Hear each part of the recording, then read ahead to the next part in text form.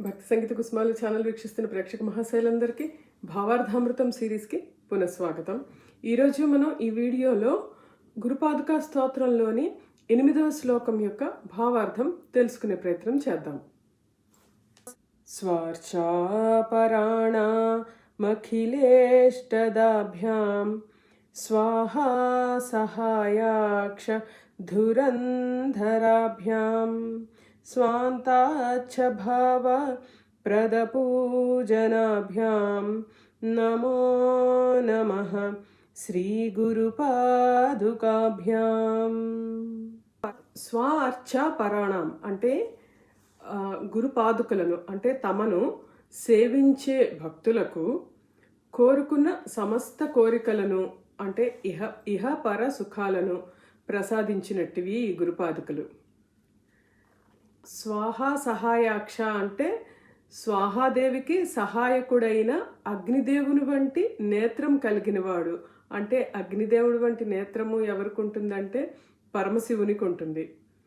ఆ శివరూపుడైన గురుదేవుని యొక్క నడకను భారమును మోసేవి. అంటే గురుదేవుడు శివునితో సమానము. అటువంటి శివునిని నడకను అతని భారాన్ని మోసేవి గురుపాదుకలు. ఆశ్రితుల యొక్క అంతఃకరణంలో అంటే మనస్సులో నిర్మలమైన భక్తిభావాన్ని జ్ఞానాన్ని ప్రసాదించే పూజలు కలిగినవి.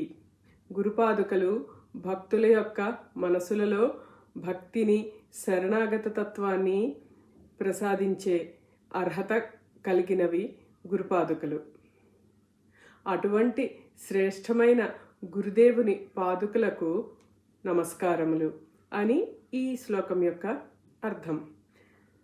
తమను ఆశ్రయించి పూజించే భక్తుల యొక్క సమస్త కోరికలను తీర్చేవి, ముక్కంటి అయిన ఆ పరమశివుని స్వరూపమైన గురుదేవుని భారాన్ని మోసేవి. ఏ పాదుకలను పూజించడం వల్ల మనస్సు అత్యంత నిర్మలంగా పవిత్రంగా మారుతుందో అటువంటి దివ్యమైన శ్రీ గురుపాదుకలకు నా అనంతకోటి నమస్కారములు అని ఈ శ్లోకం యొక్క అర్థం. ఇప్పుడు ఈ శ్లోకం యొక్క ఆధ్యాత్మిక అంతరార్థం తత్వం తెలుసుకునే ప్రయత్నం చేద్దాం. ఈ శ్లోకంలో 3 ముఖ్యమైన గురుతత్వాలు దాగి ఉన్నాయి. మొదటిది భక్తాభీష్ట ప్రదాత అంటే కోరికలు తీర్చేవి. సాధారణంగా లౌకిక ప్రపంచంలో కోరికలు తీరితే బంధాలు పెరుగుతాయి.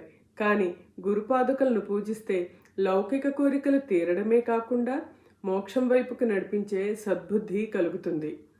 గురువే సాక్షాత్ శివుడు. స్వాహా సహాయ అంటే అగ్ని అంటే స్వాహాదేవికి సహాయకారకుడు అగ్నిదేవుడు. అగ్నినే తన 3వ కన్నుగా కలిగినవాడు ముక్కంటి అంటే పరమశివుడు. గురువును కేవలం ఒక మనుషుడిగా కాకుండా ఆయన్ని ఒక సాక్షాత్ శివస్వరూపుడని ఈ శ్లోకం మనకి గుర్తు చేస్తోంది. ఆ శివుడి జ్ఞానశక్తిని మోసే సాధనాలే పాదుకలు. చిత్తశుద్ధి, స్వాంతాచ్ఛభావం. స్వాంత అంటే అంతఃకరణం అంటే మనస్సు.